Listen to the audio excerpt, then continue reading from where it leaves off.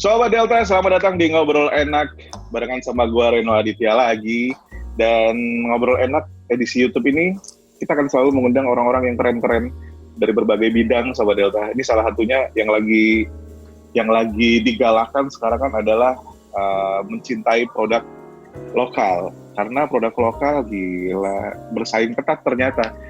Harga bersaing banget, kualitas bersaing banget. Nah, salah satu brand lokal yang sedang Iya, menanjak, harus yang dong. sedang, iya dong, salah satu brand lokal yang lagi menanjak, yang lagi berusaha menanamkan nama mereka di hatinya Sobat Delta adalah Patrobas. Patrobas ini Yes. adalah salah satu merek sepatu lokal ya. Iya, betul, lokal semua. Dan sekarang gue barengan sama Sebastian Surya dan Kezia Angel Natania Rusli. Wah, lengkap banget Iya, namanya halo. nih. Lengkap Kezia ya. dan Sebastian. Kalian Yes, berdua di betul. Patrobas sebagai apa sih? Kalau saya sebagai ini sih owner, sebagai Owner. owner. Kalau Kezia dari tim kreatifnya Kreatif. gitu. Patrobas sendiri berlokasi di mana? Jakarta atau di mana? Kalau Patroba sendiri itu distribusinya Lahir nih? kita lahirnya. Kalau asalnya sih Lahir. kita dari Semarang, produksi dari Semarang juga. Oke. Gitu. Bener. Nah, tapi kalau misalkan office-nya untuk distribusi kita alurkan dari Tangerang. Jadi kita ada base dari Tangerang juga gitu. Iya, Supaya iya, distribusinya iya, ke iya. Indonesia lebih gampang ya. Lebih luas, lebih gampang. Lebih luas. Bener. ya. Tapi kita merunut dulu ke belakang. Namanya brand kan, kayak apalagi brand sepatu di Indonesia Ya. itu didominasi sama merek-merek luar negeri yang udah Betul. terkenal duluan Ya. ya kan. Walaupun dan buat pecinta sepatu itu kadang-kadang mereka nggak peduli dengan harga, yang penting merek dan lain sebagainya. Ya kan, Betul. merek dan tren dan lain sebagainya. Nah, kadang-kadang produk lokal itu jadinya harus benar-benar bisa bersaing dengan kuat, dan akhirnya Betul. kadang ada yang berhasil, ada yang masih harus berjuang. Kan lumayan tough nih persaingannya. Kenapa pada akhirnya lo memilih untuk memproduksi brand sepatu Patrobas ini, Sebastian? Oke, jadi gini, sebenarnya waktu itu karena yang masih marak kan brand-brand luar ya, itu saya kayak lihat peluang sih sebenarnya. Jadi banyak sepatu yang beredar di sana itu dijual harganya tuh mahal. Jadi kalau misalkan pengen pakai sepatu keren tuh ya harganya udah 500 sampai 1 juta ke atas kan dulu. Benar. Nah di situ justru kita lihat peluang sih sebenarnya. Kenapa kok kita nggak create sepatu yang harganya terjangkau tapi udah cukup keren lah kalau misalkan dipakai dengan kualitas yang sama. Soalnya ya dari dulu kan sebenarnya saya udah suka sepatu juga ya. Kalau dilihat-lihat sih sebenarnya ya, kalau misalkan ini bukan maksudnya untuk merendahkan atau apa gitu ya, tapi sebenarnya kualitasnya juga sama-sama aja kok dari brand luar sama yang lokal sekarang. Cuman bedanya kan kalau brand luar mungkin kita juga beli brandnya gitu ya. Bener. Makanya itu mungkin yang bikin mahal gitu. Sebenarnya kalau dilihat produk-produk lokal, secara produk ya itu bisa bersaing banget kok sebenarnya. Secara kualitas ya. Bisa sih, bang. Stigma yang beredar adalah kalau produk lokal biasanya kualitasnya kurang bagus dibandingkan produk-produk yang udah terkenal. Padahal pada faktanya enggak dong. Pada faktanya nggak sama sekali. Orang brand luar kayak ya let's say brand misalkan Nike atau Adidas gitu ya. Nah itu kan juga pasti produksinya justru dilempar di Indonesia. Bener. Gitu. Di Tangerang tadi ya. Jadi untuk orang yang nggak ngerasa gaya kalau belum pakai barang bermerek, sebenarnya saat sekarang itu bisa dibilang aduh rugi deh beneran, karena banyak produk-produk lokal yang bener. Kita bilangnya local heroes yang sebenarnya sangat bisa bersaing dari segi kualitas, harga, dan juga yang paling penting nih model. Model ya, betul. Ya kan, bener kan? Betul. Sebelum kita ngomongin soal gimana Patrobas berjuang sampai sekarang, belum lagi ada pandemi corona, kita ngomongin soal kreativitas dalam membuat model dan lain sebagainya. Di sini ada berapa tim sih yang nge-build itu semua? Kalau tim sebenarnya kalau misalkan dari konsep segala macam ini baru dari saya, Mas. Cuman kalau misalkan kalau dari eksekusi, misalkan ada dari tim gudang atau dari kreatif itu total ada 15, Mas, gitu. Tapi lebih banyak kalau misalkan konsep emang dari saya sih sebenarnya. Nanti tinggal saya yang delegasikan gitu sih sebenarnya. Nah sekarang tugasnya Kezia apa nih di Patrobas? Tugasnya lebih ke buat kayak apa desain terus editing video dan segala macam yang dibutuhkan Pak Robas gitu sih. Lebih ke konten sebenarnya dia. Terus ya bantu konten juga. Iya. Jadi 3 kekuatan itu Sobat Delta, beberapa kekuatan, harga, kualitas, model, dan juga kekuatan konten untuk memperkenalkan Petrobras. Karena kan pasti berbeda dengan brand-brand yang udah established sebelumnya, kekuatan untuk berpromosi brand-brand kita lewat sosial media kebanyakan kan? Ya kan. Nah, betul sekali. Gini, sebelum kita ngobrol lebih jauh Sobat Delta, bukan gua sih, Sebastian dan Kezia akan bagi-bagi 5 pasang sepatu Petrobras buat Sobat Delta yang beruntung. Oke, caranya gampang. Lo dengerin obrolan kita sampai akhir. Nanti Sebastian udah nyiapin pertanyaan yang berhubungan sama Petrobras. Nanti di akhir, jawabnya lewat Instagram kita. Nanti akan kita posting di feed-nya Instagram Delta FM. Formatnya adalah nama, spasi umur, spasi domisili, spasi size sepatu lo, dan juga jawabannya. Hashtagnya adalah ngobrol enak bareng Petrobras. Nah, kalau ngomongin soal bisnis, pasti ada ups and down-nya nih. Iya, betul. Tadi obrolan off-air kita Sobat Delta, ini lagi adalah, bisa semua lapisan merasakan ini. Lagi ada di posisi yang sulit banget, ya kan? Yes, betul sekali. Efek dari pandemik seperti sekarang ini terhadap dunia bisnis, apalagi bisa dibilang sepatu atau fashion itu bukan kebutuhan utama ya, Sebastian? Yes, betul. Nah, berarti berasa banget dong efeknya. Kalau efek ya lumayan berasa Mas akhir-akhir ini. Jadi mungkin karena daya belinya juga kurang ya. Jadi kayak banyak banget kalau dari sisi market mungkin daya beli berkurang karena banyak yang dirumahkan. Misalkan analisa saya kan gitu ya. Banyak yang dirumahkan itu banyak juga yang pegawai harian yang nggak dapat gaji juga kan. Jadi makanya itu sebenarnya mereka pengen beli tapi nggak ada daya belinya gitu sebenarnya. Nah itu sampai paling parahnya di toko-toko saya itu yang biasa saya masukin pernah tuh paling parah drop sampai 95% Mas, karena jualannya itu mengandalkan banget sama offline. Sedangkan mereka kaget nih. Jadi kalau sekarang harus transisinya cepet, mau nggak mau mereka harus online. Banting setir lah ke online gitu. Nah itu kan sebenarnya harus apa ya? Prosesnya lumayan juga ya, walaupun online, soalnya kan saingannya banyak. Nah dan sebenarnya dari situ yang berasa banget Mas gitu. Tapi kalau yang buat udah biasa jualan online mungkin turun tapi masih bisa ditoleransi lah gitu. Dari sisi online-nya. Berarti ini PR besar buat Kezia sama tim ya untuk membuat sesuatu yang menarik perhatian, apalagi kan persaingan bisnisnya nggak cuma sama produk-produk luar negeri tapi juga sama produk lokal nih. Iya betul. Strategi kamu sejauh ini gimana Kezia? Paling kalau di sosial media gitu kita kayak buat CSR gitu. Jadi kayak misal setiap pembelian sepatu nanti dapat masker atau setiap pembelian sepatu dapat hand sanitizer. Jadi maksudnya juga ngikutin tren yang sekarang ini kan corona ya.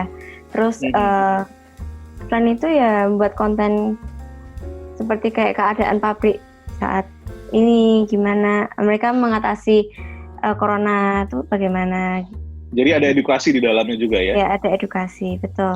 Betul. Jadi kayak kita harus bikin konsumen kita tuh maksudnya kita tuh juga peduli loh sama kondisi kayak saat sekarang ini gitu. Nah itu dicerminkan dari aksi kita, misalkan kita promo yang tadi bagi-bagi masker gratis setiap kali pembelian sepatu, sama walaupun pabrik itu masih beroperasi, jadi kita tetap harus jaga kesehatannya dan higienitas dari produk. Jadi makanya kita share. Maksudnya gimana ya, sneak peek lah istilahnya gitu ya, maksudnya behind the scene-nya kalau misalkan ternyata kita ada SOP-nya tetap pakai disinfektan, terus habis itu pakai masker, cuci tangan berapa lama sekali, gitu-gitulah Mas gitu.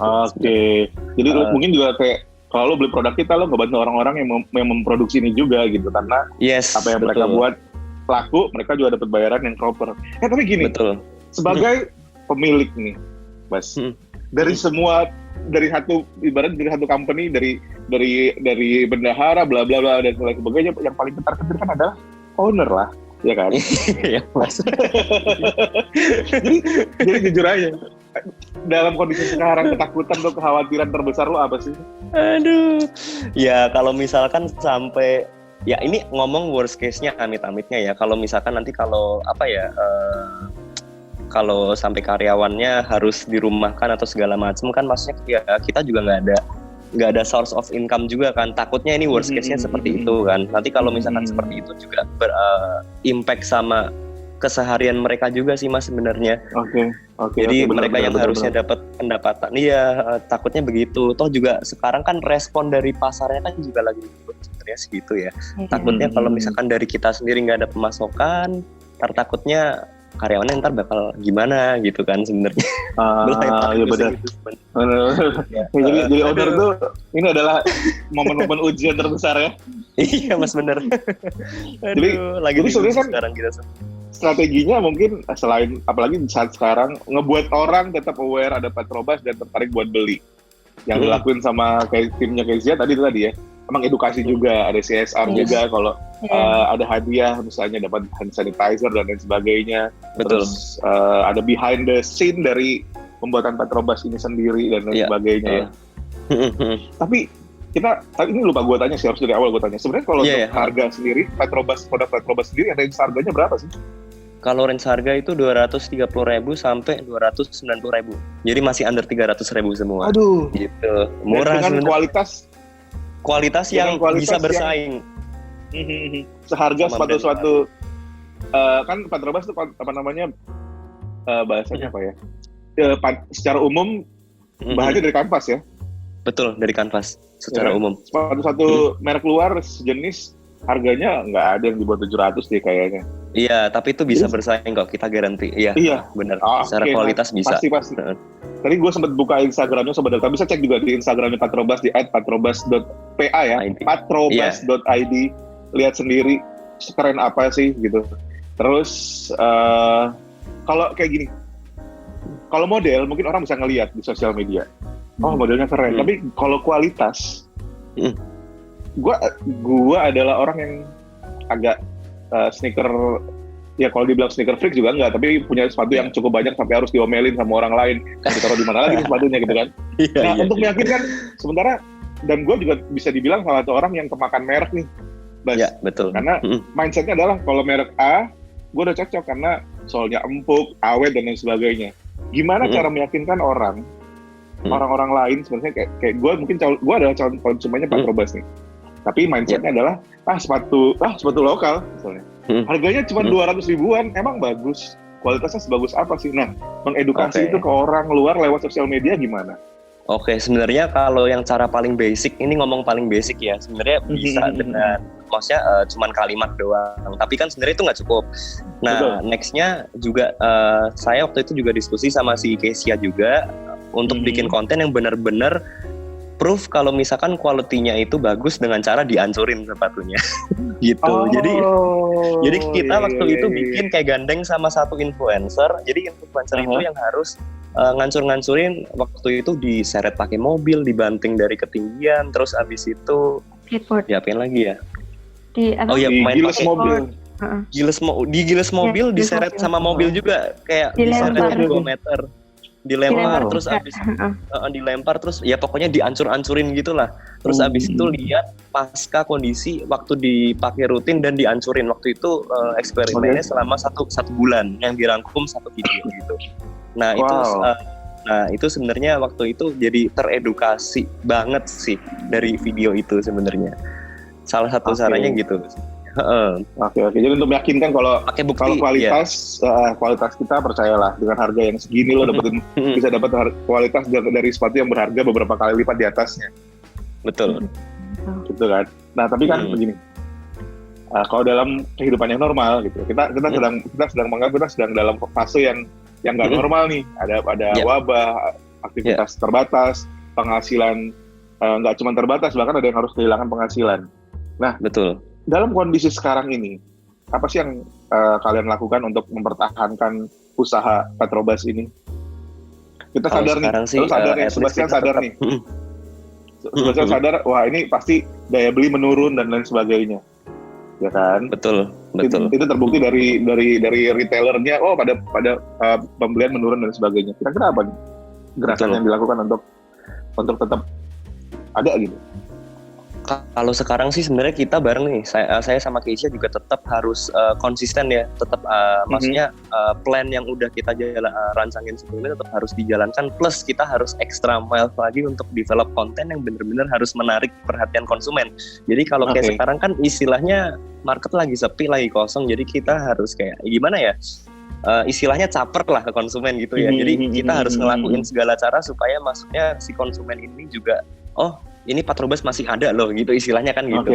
Supaya itu pun juga yang kita lakuin sebagai brand, sebagai prinsipal juga pasti akan berdampak sama retailer kita sebenarnya, nggak cuman kita doang. Jadi ini yang lagi kita usahain banget sih. Kita tetap harus eksis lah di konsumen, terutama industri lokal gitu sih Mas sebenarnya. Tetap tapi konsisten. Ini random question. Patrobas sendiri berdiri di tahun berapa sih? 2014 akhir. 2014 akhir, berarti masih sudah berumur 6 tahun kurang lebih ya? 5 tahun ya? Iya, ini tahun ke-6. Iya, 5 tahun lebih dikit lah. On ke-6. Di awal berdiri dulu, pasti struggle-nya sangat berat dong. Oh iya, banget. Ya kan? Iya. Ingat nggak? Di bulan pertama berapa sepatu yang laku? Ya Mas, paling 10 juga nggak nyampe. Itu pun kan awal. Gimana? Awal-awal gimana? Itu juga awal? Awal-awal paling ya tawar-tawarin ke teman-teman doang, dan itu pun juga nggak semuanya mau juga kan. Waktu itu juga sempat ada penolakan gini. Jadi waktu saya tawarin, ini ada brand baru nih Patrobas gitu kan. Saya habis bikin brand baru nih, tolong dibeli dong. Nah itu kan ada tuh teman-teman yang suportif juga kan.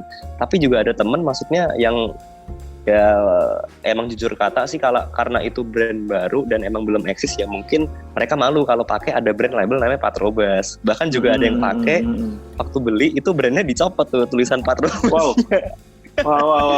Bahkan sampai kayak gitu ya. Tapi ya memang balik lagi nggak bisa nyalahin juga ya, mungkin emang harus development dari sayanya juga gitu sih. Jadi ya itu mungkin tantangan terberatnya kalau mau bikin brand baru. Memang kita nggak bikin cuman sekedar produk doang, tapi kita juga harus harus naikin nama brand ini supaya kalau orang-orang pakai itu juga bangga gitu sih. Status lah, berapa lama? Udah kayak gitu. Benar. Karena berapa lama sih? Dari 2014 akhir sampai ke berapa tahun? Sampai Patrobas sampai lumayan gitu ya. Lumayan, ibaratnya orang pakai Patrobas percaya diri nih. Ini sepatu lokal nih, keren gitu. Baru yang mulai tumbuh itu 2018. 2018. Wow. Babak belur pasti patah. Babak belur. Kesia cuman kalau misalkan buat yang buat tap in yang konten mungkin dari 2018 waktu itu. Waktu itu saya 4 tahun sendiri. Oke. Aduh. Nah, sekarang kondisi pandemi corona ini, COVID-19 ini baru berjalan sekitar Maret, April ya, 1 bulan kurang lebih ya, 1 bulan setengah. Perjuangannya mirip gak sih sama perjuangan di awal dulu?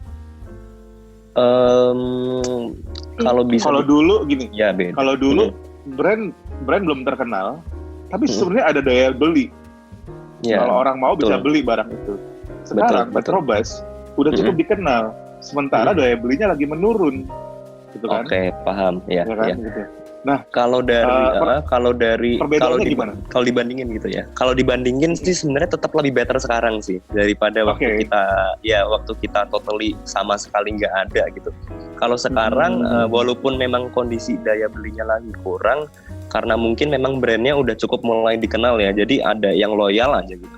Tetap ada yang pengen koleksi ada, walaupun memang jumlahnya nggak sebanyak yang normalnya gitu sih sebenarnya. Dalam keadaan normal gitu. Nah, iya, tapi kalau sekarang tetap masih cukup oke lah walaupun turun gitu. Tapi ini sebagai anak ibaratnya kalau kita ngomong gampangnya, Keisha kan anak sosmednya nih. Nah, segala pujian dan cacian kan ada di situ. Ya kan?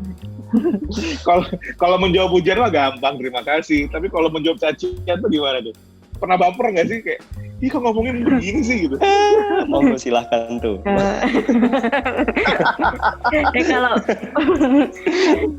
Kalau baper pernah sih. Yang paling ya, cuman sejahat apa sih ngomongnya gitu? Sejahat apa sih ngomongnya? Untung masih mereka ngomong di Instagram ada sih. Untung masih yang kayak tahap ini kenapa kurang rapi dan segala macam. Cuman kayak minor-minor aja sih, belum sampai yang parah gitu. Jadi nggak gitu masalah sama ini. Oke. Tapi orang-orang kan nggak tahu kan kalau Keza yang megang, ibaratnya yang mengelola sosial media dan promosi di situ ya. Iya, ya nggak tahu. Kalau tahu pasti nggak akan ngomong galak-galak kok pasti. Oh iya. Nggak tega. Daripada gua nangis nih. Gitu. Iya, daripada gua nangis. Harus live gitu ya. Ini adminnya cewek. Jadi sama Delta, ini yang suka komen di Petrobras, adminnya perempuan ya. Tapi sebenarnya Petrobras ada berapa model? Kalau Petrobras ini model ya. Kalau model ini sejauh dirilis ada sekitar 20-an lah. 20 masing-masing model itu ada 3 warna. Berarti sekitar 60 SKU ya kan. Tapi itu dari yang 2014 ya.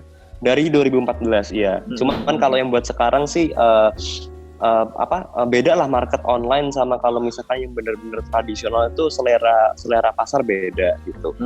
Nah kalau misalkan yang tradisional biasa lebih suka model-model yang kita develop dari yang awal-awal gitu. Tapi kalau yang udah melek teknologi, istilahnya market yang online, baru yang suka rilisan yang kita sering upload di sosial media gitu sebenarnya.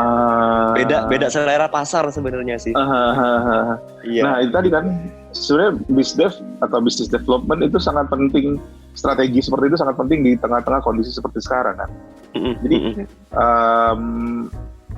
secara umum gitu ya, dalam beberapa waktu kebelakang, dalam beberapa minggu kebelakang ini, strategi apa aja yang udah dikerjain sama Petrobras untuk membuat bisnis ini tetap berjalan gitu? Kalau kita sih sebenarnya lebih ke kuatin lagi kalau misalkan dari sisi tradisional. Kalau tradisional terus terang Mas, kondisinya emang bener-bener lagi istilahnya mentok lah di ujung tanduk kalau yang ini ya. Kalau market yang suka tradisional, soalnya kan dia terus terang 100% bergantung sama penjualan yang offline, orang-orang datang. Sekarang paling yang kita bisa usahain, kita bisa boost dari sisi online dan ya online sama sosial media. Jadi kita benar-benar bedah lagi kayak kontennya waktu itu kita bikin yang harus gimana caranya, nggak tahu semenarik mungkin, dan mungkin nextnya juga bakal ada promo nanti waktu kita next release. Gitu. Itu tapi model apa yang paling laku sekarang? Kalau sekarang ada 2 sekarang. Yang model paling sebenarnya bestseller kita nama artikelnya Ivan. Tapi kalau Ivan itu yang bestseller. Cuman kemarin barusan rilis ada namanya Equip, artikel Equip. Itu responnya juga benar-benar luar biasa. Itu mungkin jadi menurut saya sih jadi jalan berbarengan 2 artikel. Gitu. Ivan sama Equip ya? Iya, Ivan sama Equip. Diingat baik-baik Sobat Delta, karena itu adalah pertanyaan kita nanti. Nah, segala macam usaha pasti udah dilakuin sekarang untuk mempertahankan bisnis di tengah suasana pandemi Corona 19 ini. Kita nggak tahu akan sampai kapan kan. Dan gimana caranya menjaga konsistensi biar produknya tetap diminati. Itu yang paling penting. Diminati dan orang tetap tertarik buat beli. Di tengah-tengah kayak orang masih banyak permintaan untuk beli ini itu, tapi gimana caranya Petrobras bisa tetap diingat dan dibeli sama orang? Strateginya gimana sekarang? Kalau sekarang lebih nge-push ini sih, konten mungkin juga next juga bakal ada promo waktu kita rilis, soalnya kan itu buat gimana ya, buat meningkatkan kemauan untuk beli lah ya dari sisi online-nya. Dan dari situ pun sebenarnya waktu kita rilis dari online, sebenarnya kan itu nggak semuanya ada di kita semua stoknya. Jadi kita tetap batasin. Dan kalau misalkan sampai yang kita buat ini, amin ya, booming, jadi mereka juga pasti akan carinya ke reseller-reseller. Jadi terus terang ini juga sekalian untuk nge-boosting reseller-reseller yang juga ngestok Petrobras. Jadi istilahnya gitulah. Jadi kita dari sini provide secara marketing supaya retailer-retailer saya ini juga tetap makan lah, walaupun situasi seperti ini tetap harus gimana caranya tetap harus makan. Jadi ini benar-benar ya doain ya, tanggung jawab juga sih sebenarnya. Betul. Saya retailer juga kan sebenarnya. Betul. Sebisa mungkin menghukum mereka lah gitu. Betul banget. Bisa makan. Iya. Wow. Satu hal yang nggak semua orang bisa ngelakuin adalah membuka dan melebarkan usaha sendiri. Ya kan? Butuh nggak cuma modal, karena punya banyak uang aja nggak cukup untuk membuka sebuah usaha. perjuangan, pengetahuan, ya kan, tim yang solid dan sebagainya. Dan mudah-mudahan semua yang udah dipunya Petrobras bisa membuat nama Petrobras walaupun dalam kondisi seperti apapun tetap dibeli dan diingat sama orang. Amin, ya? Amin, Mas, amin. Nah, jadi Sobat Delta sekali lagi bikin usaha itu nggak gampang, banyak perjuangan, apalagi di tengah-tengah pandemi COVID-19 seperti sekarang ini. Betul. Jadi gini, Bas, boleh sedikit kasih tips nggak sih? Mungkin ada Sobat Delta yang pengen memulai usahanya sendiri di bidang apapun. Karena setiap usaha itu kan perjuangannya adalah di 3-4 tahun awal ya. Apakah harus punya modal yang banyak dulu? Oke. Oh enggak sih. Kalau modal dulu berapa sih? Awal usaha dulu? Kalau modal dulu juga minjem sih, dulu nggak nyampe 50, nggak nyampe lah. Nggak nyampe 50 juta, nggak nyampe ya? Nggak nyampe 50 juta, itu cukup buat produksi dulu lah istilahnya. Nah, itu sembari harus tawar-tawarin juga. Tapi kalau misalkan memang nggak nyampe, ada yang nggak nyampe modalnya sampai 50 pun juga bisa sih sebenarnya, asalkan memang benar-benar marketnya ini butuh produk yang ditawarin. Sebenarnya yang paling susah itu adalah cari target market yang sesuai, walaupun kedengarannya simple, tapi itu yang menurut gua pribadi waktu kemarin ngejalanin itu yang paling susah justru. Hal yang basic itu pun susah, cari target market yang sesuai. Jadi kayak harus benar-benar trial dan error dulu. Nah, tapi kalau misalkan emang pengen mulai, nggak apa-apa, mulai dulu, start small dulu lah ya. Jadi istilahnya kita harus belajar dulu market yang kita tuju itu maunya tuh seperti apa, preferensinya seperti apa. Nanti pelan-pelan kan udah gimana ya, along the way kan pasti belajar. Terus yang kedua juga jangan takut gagal.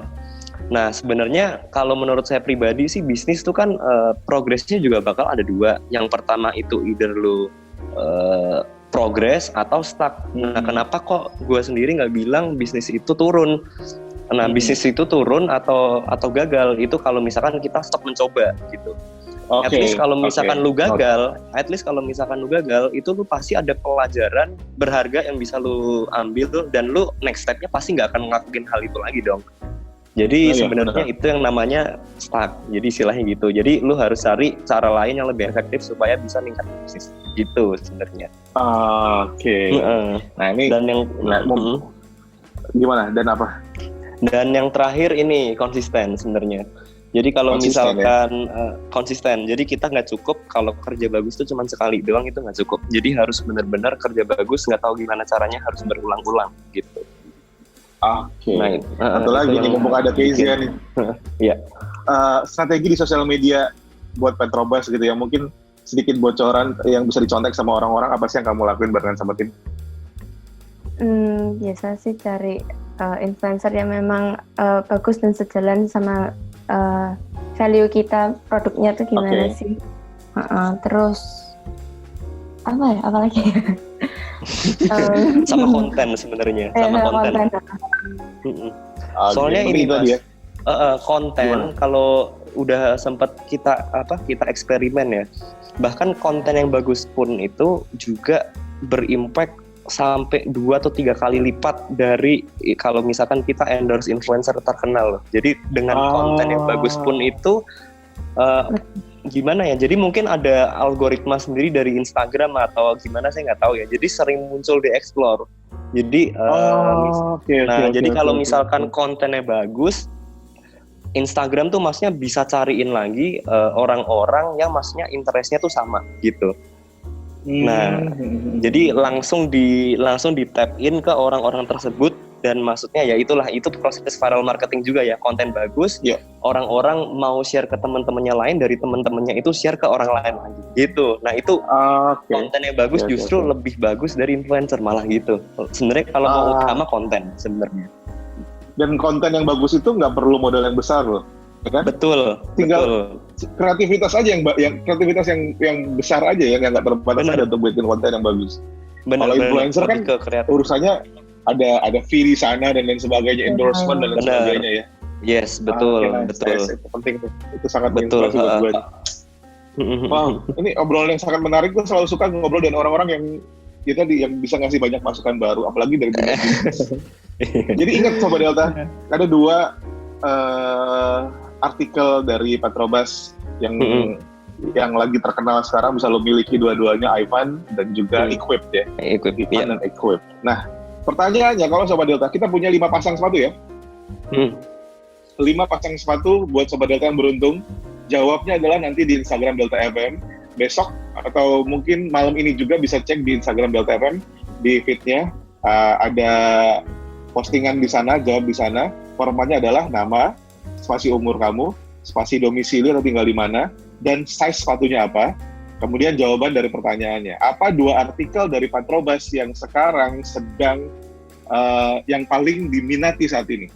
Oke. Sebutin salah satu aja. Hashtagnya adalah ngobrol enak Petrobras. Sekali lagi, nama, spasi umur, spasi domisili, spasi size sepatu kamu apa, dan jawabannya dari apakah artikel dari Petrobras yang paling diminati saat ini. Ada 2, cukup jawab satu aja. Hashtagnya adalah ngobrol enak Petrobras. Jangan lupa follow Instagram Petrobras di @petrobras.id.